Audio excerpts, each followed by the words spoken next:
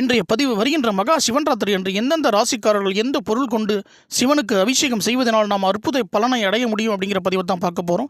அதன்படி மேச ராசிக்காரர்கள் வெள்ளம் கலந்த நீர் கொண்டு அபிஷேகம் செய்ய வேண்டும். ரிஷப ராசிக்காரர்கள் தயிர் கொண்டு அபிஷேகம் செய்ய வேண்டும். மிதுன ராசிக்காரர்கள் கரும்பு சாறு கொண்டு அபிஷேகம் செய்ய வேண்டும்.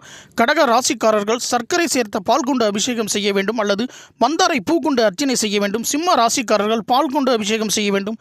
கன்னி ராசிக்காரர்கள் ஏலக்காய் பாதாம் முந்திரி கலந்த மசாலா பால் கொண்டு அபிஷேகம் செய்ய வேண்டும். துலாம் ராசிக்காரர்கள் பால் கொண்டு அபிஷேகம் செய்ய வேண்டும்.